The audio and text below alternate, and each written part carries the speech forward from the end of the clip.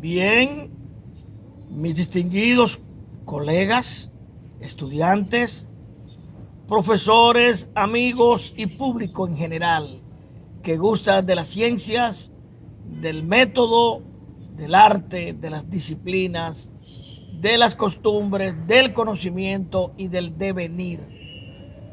El devenir es una palabra griega muy utilizada por los antiguos griegos que significaba el llegar a ser. Y por eso justamente existe en español y en francés devenir, el llegar a ser como el ente, llegar a ser, no a hacer, sino al ser. Entonces, en nuestros años que la existencia nos permite, una de nuestras inquietudes es el ser y el estar. Esos dos verbos que son copulativos, que son de esencia y de existencia, nos implican por qué estamos y quiénes somos. Y es una de las interrogantes del hombre, porque si no, el vacío existencial nacido de la orfandad con que la vida nos ha tirado a este planeta sería un hueco interminable que nos provocaría la muerte, cualquiera que sea la que uno pueda elegir. Perdonen una introducción filosófica extraña, pero así es. Hoy vamos a trabajar un concepto que tanto ustedes han oído por ahí, que se llama gramática, unido al tema de ayer, que se llama las escrituras. Si ya tú sabes hablar, si ya tú sabes comunicarte, si conoces los elementos de la comunicación y la historia nos permitió la escritura de esos pensamientos y esos sentimientos, entonces, ¿cómo se relacionan esos elementos que se hablaron? ¿Cómo se relacionan esos elementos que se escribieron? Y sobre esa relación de hablar y escribir, unir esos elementos, la forma en que se unen y sus interpretaciones le corresponde a la gramática. De manera conjunta, los griegos son los portadores del término gramática. No nace con los griegos, pero son los griegos los que le ponen la palabra gramática. La palabra gramática en griego viene de gramma y tikos. Gramma quiere decir en una sola línea. Hay un periódico, creo que cubano o ruso, que se llama Gramma. Quiere decir que en una sola línea es la unidad fónica del sujeto cuando se expresa. La unidad fónica, el conjunto de fonemas y de monemas que se producen en una sola estructura lineal. Y esa estructura lineal es lo que en griego le llaman gramma. Ejemplo, los perros no dejaron dormir esta mañana al vecindario de San Carlos. Todo es una sola línea. Quiere decir, es una línea fónica, estructurada por fonemas y por monemas.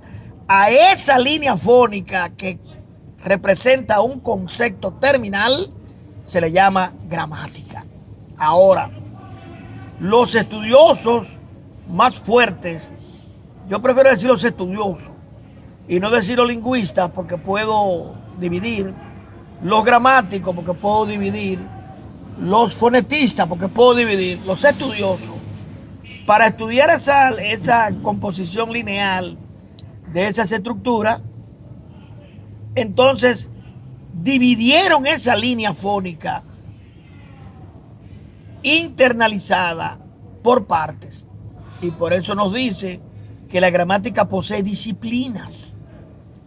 Y una disciplina se llama morfología, una disciplina se llama sintaxis, una disciplina se llama semántica, una disciplina se llama fonética, una disciplina se llama fonología, una disciplina se llama lexicología y ortografía.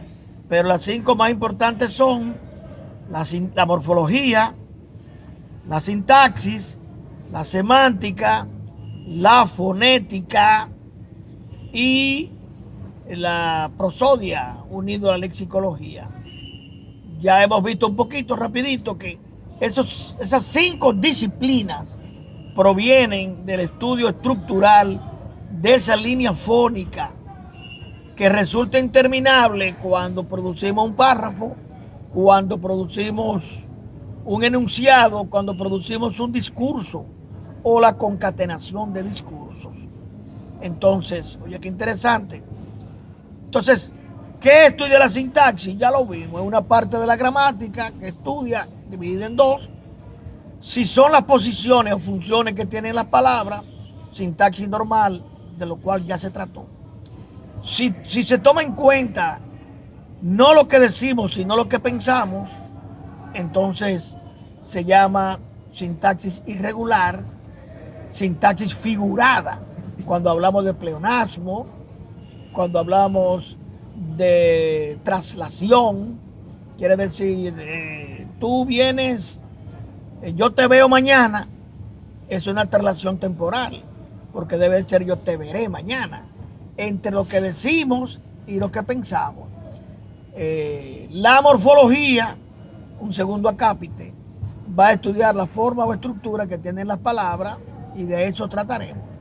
La semántica, como dijimos, trata del significado que tienen las palabras y sabemos que hay 2 grandes campos que se llaman semiología y semiótica, que estudian los signos en una cultura o todos los signos que produce el hombre, no importa la cultura porque lo trae en el gen como ser genético. Y acto seguido tenemos el estudio de las palabras, el estudio de los sonidos, que corresponde a la fonética en general, los sonidos articulados, la fonología, los sonidos ideales, ya de eso, todo eso se trató. Y la lexicología, que va a estudiar la glosología, el estudio de las palabras por su definición, o la lexicografía, el estudio de las palabras por su descripción. Entonces, tenemos aquí ahora un panorama bonito. Todo eso es real, todo eso lo organizaron los griegos. Los griegos no introdujeron la fonética la introduce Ferdinand de Saussure en el 1916, pero esa es en general la estructura general de gramática, cualquier gramática del planeta. No importa la simbología en que se exprese, debe tener esto, porque el ser humano tiene una sola gramática. Y esa gramática la lleva en el cerebro. No importa que sea judío, no importa que sea chino, no importa que sea israelí o haitiano. Unas gramáticas se escriben de izquierda a derecha. Son las lenguas occidentales. Otras se escriben de derecha a izquierda, los musulmanes y todas sus lenguas. Se escriben de derecha a izquierda. Unas se escriben horizontales, de arriba hacia abajo, el chino, mandarín y demás. Otras se escriben de abajo hacia arriba. Es decir, que cualquiera que sea el signo o el símbolo, la posición, hay una estructura que no escapa, que son las estructuras que acabamos de hablar, del punto de vista gramatical, del gramma, de la línea melódica, del timbre, de la entonación que vienen dados en el ser humano, pero en el código genético, en los 24 cromosomas, que son 48, eso viene colocado en la especie humana. Por eso dice que es un regalo de Dios, porque ningún otro animal ni lo logrará. Aunque dicen los estudiosos, más que los lingüistas, cuidado, que la evolución puede volver y un caballo hablarte, o un burro, porque la evolución está ahí. Y fuimos sujetos de la evolución accidental del mono, que produjo 2 tipos de células en un momento determinado, y una de ellas fue la que produjo la evolución de la línea del hombre.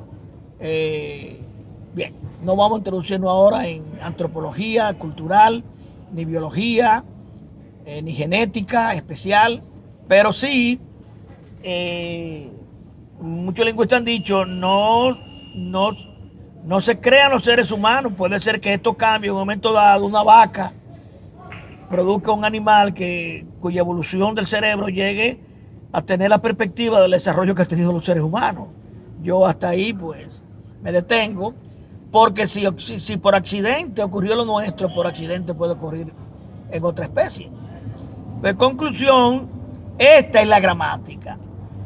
Entonces, esta gramática, los estudiosos, repito, prefiero la palabra estudioso, no parcelarlo en los tipos de lingüistas, han hecho los estudios desde que el hombre se asentó, que decíamos ayer sobre las escrituras, y el hombre comenzó después de las escrituras, después de hablar y después de escribir, a organizar en el pensamiento cómo estaba organizado eso que escribían. Eso pasó mucho tiempo. Entonces no es sino hasta el periodo de los griegos, en que los griegos que comenzaron a filosofar, dada su vida de diversión en Atenas, sobre todo Atenas, dio como resultado una serie de escuelas filosóficas, pero escuelas filosóficas que van a interpretar todo lo que ha hecho, a cuestionar todo lo que ha hecho el hombre. Y uno de los cuestionamientos del hombre es por qué hablamos, cómo hablamos y cómo organizamos lo que hablamos. Y tenemos la escuela de los cínicos o cirenaicos. Los cínicos, que fue una escuela presocrática, se encargaron de estudiar por qué hablamos. Entonces, en ese por qué hablamos, introdujeron un término desde esa época. Estamos hablando aproximadamente el siglo 6 o 7 antes de Cristo, la lógica. Porque si tú estás expresando un concepto, para que el concepto tenga sentido, tiene que tener un fundamento lógico. Los hombres son mortales. Pedro es hombre, Pedro es mortal. Ay, qué lindo. Es decir, Aristóteles tomó mucho de esto luego para sus estudios. Es decir, que para hablar con concreción y con sentido, tenía que tener un pensamiento lógico. Y el pensamiento lógico viene dado por una lógica de lo que dicen, que se llama gramática. Pues a ellos se les debe ese intento de estudio primigenio sobre el desarrollo de la probabilidad del uso de una gramática. De esta manera, las escuelas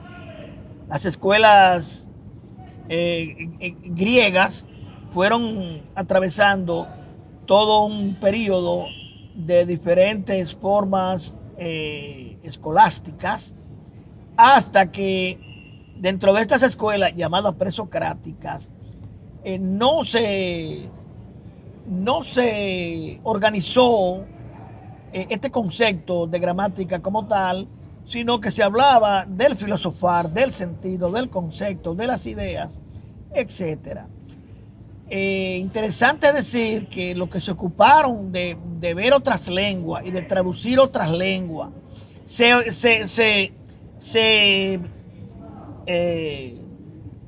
atendió más a otras áreas que a la gramática. ¿Cuáles eran las otras áreas? Los traductores. Pues obviamente hubo traductores del fenicio, hubo traductores del griego, hubo traductores de lenguas africanas que comenzaron a salir, y de lenguas orientales, de Asia Menor. Entonces los traductores fueron los que se dieron el lujo de hacer lo que podríamos decir un esfuerzo con buenas intenciones, de lo que se llamaron los inicios de la filología. Está en la traducción. ¿Qué es la traducción? La traducción y la interpretación. ¿De qué? De los textos de contabilidad, de los textos de matemática, de filosofía, de anatomía. En ellos reposaba simplemente la traducción, conocer la lengua y traducírsela para el Estado. Ahora, ¿se ha hecho un estudio gramatical? No, pero hay que cederles a ellos la oportunidad. La escuela de traductores, de intérpretes de otras lenguas hacia el griego, que fue el gran imperio que dominó toda la antigüedad, el imperio griego, quiero que sepan que duró 1100 años. Ya tú sabes que hubo 12 Césares. Quiere decir que 12 Césares, si tú lo colocas de 80 años, son casi 1000. Es decir, 12 Césares. Duraron 1100 años. Entonces, hubo una preocupación porque repetimos con nuestra segunda clase que dimos, la primera, todas estas lenguas que fueron, todos estos pueblos que fueron conquistados por Grecia, llevaron su lengua, pasaron a la escuela de los traductores, pero con el tiempo se comenzaron los griegos, hubo escuelas griegas para enseñar el griego. Entonces, fueron los primeros portadores de las intenciones de hacer una gramática y una literatura, un estudio de la gramática y un estudio de la literatura de la lengua griega, porque la consideraban la lengua de importancia. Entonces, la lengua griega y la literatura griega fue de las primeras que manuscritas se hicieron como estudio del avance que habían tenido los pensadores de la época. Entonces, pero siempre unida a la filosofía. Por lo tanto, no era una gramática pura, sino unida a la lógica, que es la ciencia filosófica que estudia el orden científico y lógico, científico, que deben tener las palabras en la comunicación para tener un objetivo, un sentido concreto y que puedan ser demostrados. Entonces, los griegos, Platón, los filósofos padres de la filosofía, Sócrates, Platón y Aristóteles.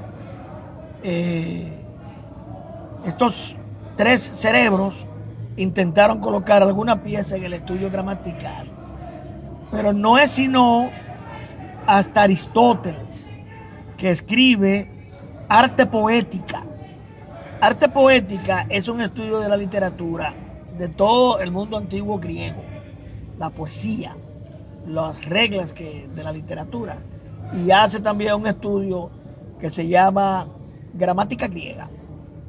Entonces con Aristóteles se inician los estudios gramaticales reales de lo que va a ser la oración, la palabra, la concatenación de palabras, el uso de los verbos, adjetivos, el uso de adverbios y demás. Pero ¿qué sucede?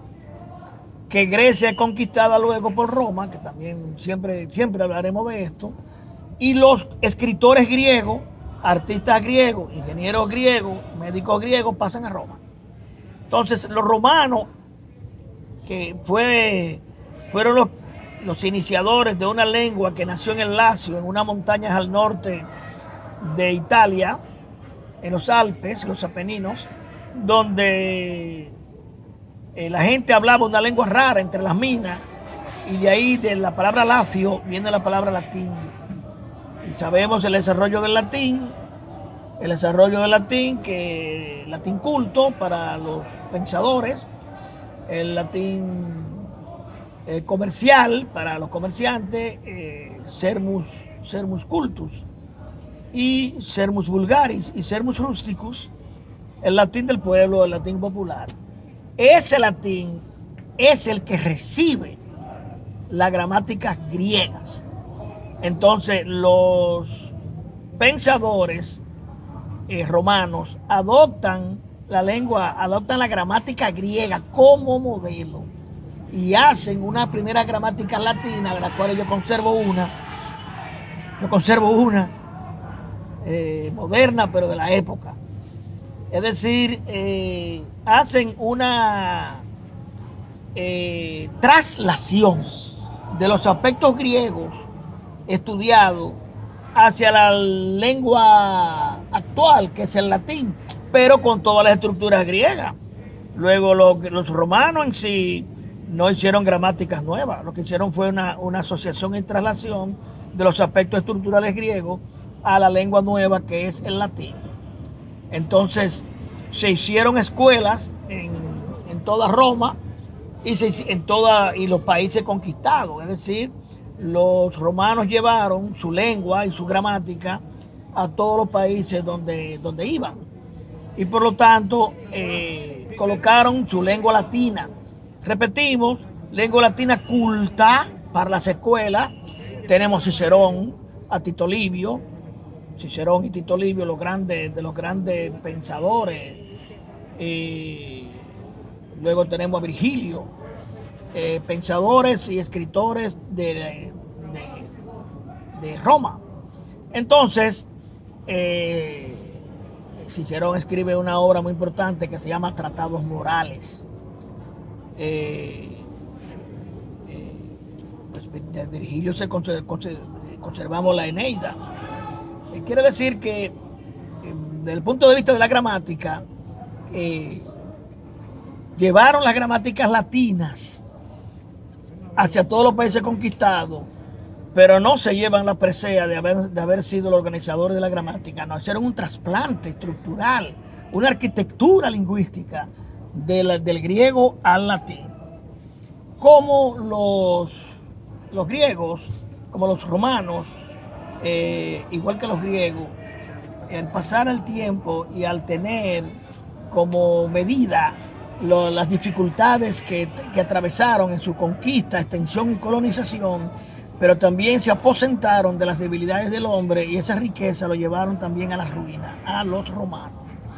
Es decir, que demasiado poder también lleva al sujeto a la destrucción, al derrumbe.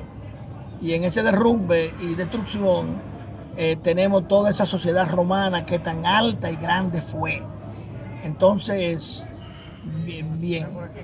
De esta manera tenemos que los romanos llegaron a...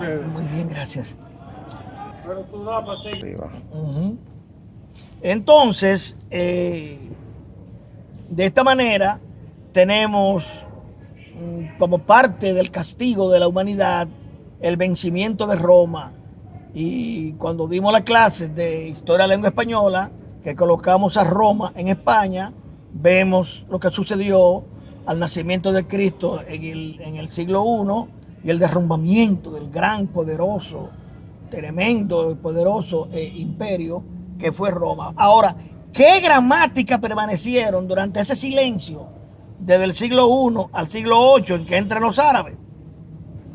La gramática romana,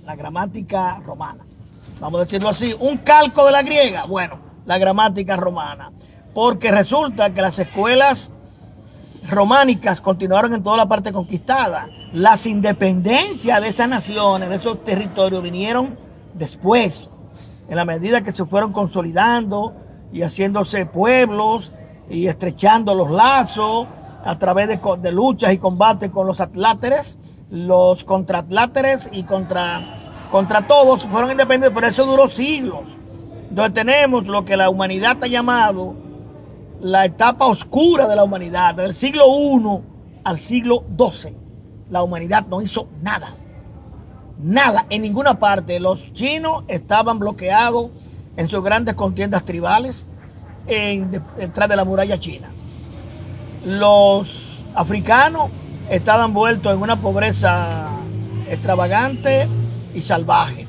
Europa no había tenido ningún desarrollo desde Italia y Francia hacia arriba, ninguno.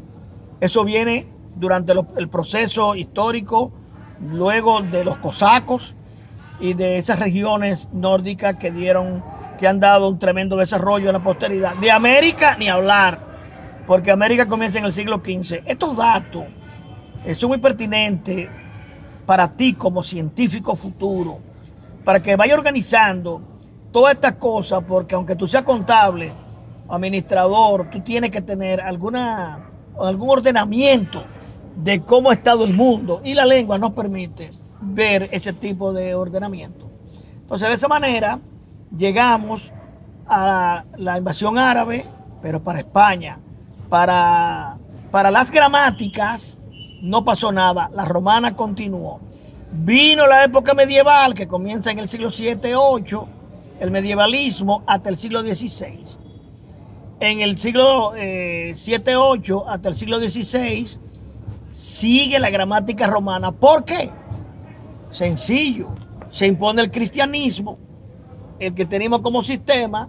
El cristianismo lucha en España con los árabes. Hay dos opciones: o la creencia árabe, el Corán, Mahoma, o la creencia en Cristo y la llamada Biblia católica, la llamada evangelio cristiano, vamos a decirlo así, evangelio cristiano. Entonces, todo eso perdura concomitantemente. Entonces, las escuelas en las que se puede dar clase, pues la dan en latín. La iglesia, hasta yo recibí hasta el 65, yo estudié para sacerdote, la misa en latín de espalda al pueblo, hasta 1965 en República Dominicana. Quiere decir que oye bien, estoy hablando del siglo I, el siglo VII, el siglo XVI y en el 65, en el siglo XX, todavía la misa era en latín y era de espalda.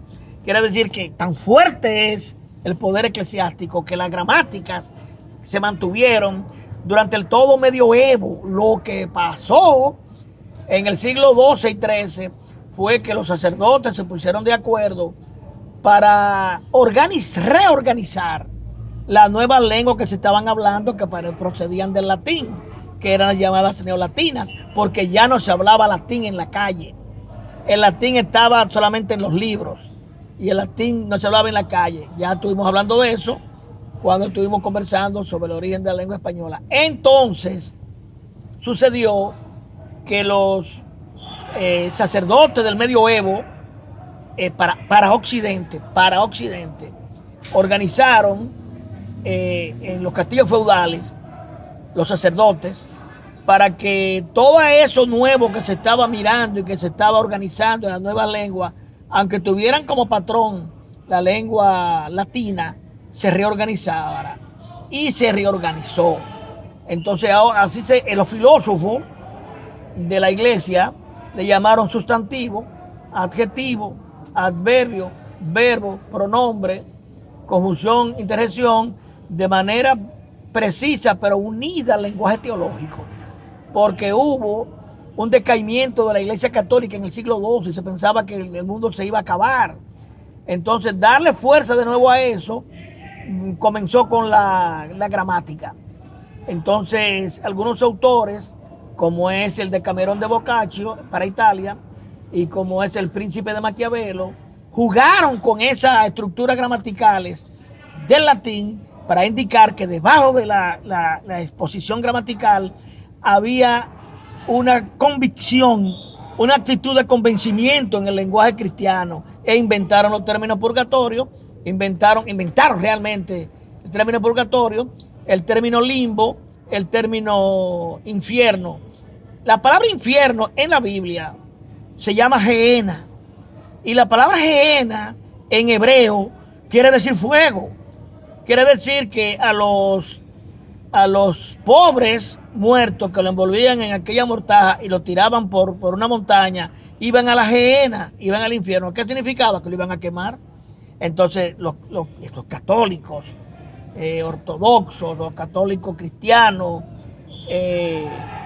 toman todo esto para que el pueblo totalmente inculto, sin una posesión de un conocimiento exacto, bueno, yo no quiero filosofar, lo que pasa es que caigo aquí inmediatamente, como atemorizando a la humanidad. Bueno, el asunto es que la lengua latina permanece durante mucho tiempo, y Cristóbal Colón leyó en latín, tipo genovés, hablaba italiano, leyó en latín todo lo que había en la época, y las ciencias estaban en latín, y recordamos demasiado bien la Inquisición y su aparato mortal, de que la iglesia era todo y era en latín, había que concebirlo en latín, y todo lo que no era la iglesia y su idea de la ciencia y su idea de las limitaciones de la ciencia, usted era un hombre, y mataron miles, quemaron miles de gente, incluyendo a Giordano Bruno, un famoso filósofo de la época.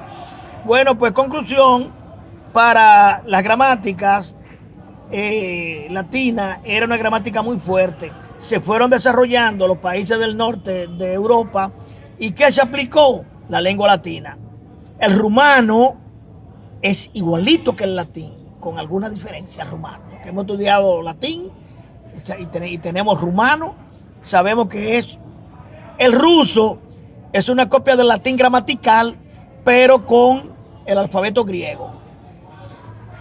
Grecia terminó, pero el griego continuó. Hay un griego antiguo, un griego medio y un griego moderno. Hay un latín antiguo y hay un español antiguo arcaico y un español moderno. Es decir, que las lenguas pasan por un proceso. Pues gramaticalmente hablando, está muy bonito. Ay, esto es para largo, de verdad. Hasta el siglo, bien de la conquista y colonización de América, dado por los ingleses, por los holandeses, por los franceses, por los españoles y un poquito por los alemanes también, de descubrimiento y conquista y colonización. Porque hay islas que tienen francés, inglés, holandés, papiamento, español, y algunas tienen gran influencia del alemán como Chile y Argentina. Es decir, que algo pasó ahí en el pasado. Pues conclusión, ¿qué gramática trajeron los conquistadores? La gramática latina. Ahora vienen, dan clase a los indígenas para poderlo, después del palo y después del garrote, y conquistar, le dan clase del español que en la época se estaba hablando, pero con una gramática latina de fondo, porque para el español ya se había hecho una gramática 1492, justamente en la época del descubrimiento, que fue Elio Antonio de Nebrija. O sea, Elio Antonio de Nebrija hace una gramática para el español, pero se hizo una gramática para el italiano, pero se hizo una gramática para el francés, pero se hizo una gramática para el portugués. Ahora, con una estructura latina. Los que hemos estudiado latín sabemos que no hay por esto aprendemos tan fácil cualquier lengua latina, porque el fondo de todas estas lenguas que vienen después tienen como base el latín. Incluso la lengua anglosajona y la lengua germánica, que tienen como base las tribus germánicas y el anglosaxón, pues resulta que una vez tuvo el latín por allá y es tan fuerte esta lengua que conserva la estructura, porque el anglosaxón era una lengua de esclavos y los germanos eran grandes salvajes. Pero a toda esta gente en el fondo se conserva, repetimos, esa fuerza del pensamiento latino de los estudiosos de la lengua griega y latina, y en este caso aplicación latina, y ellos fueron los grandes, los romanos fueron los grandes conquistadores e imponían sus escuelas donde quiera, en Asia Menor, en África. Pero tanto es así que hay regiones de Nueva Guinea que hablan español. Los guineos, Guinea del Sur, habla español y habla africano. Y hay regiones de África que hablan español y otras hablan francés y otras hablan inglés y otras hablan portugués, porque en la conquista se dieron, pero en el fondo de todo lo que estamos hablando hay una gramática impuesta, que es la gramática latina, subyacente. Entonces, esta es nuestra primera parte. La segunda parte la dejamos para mañana.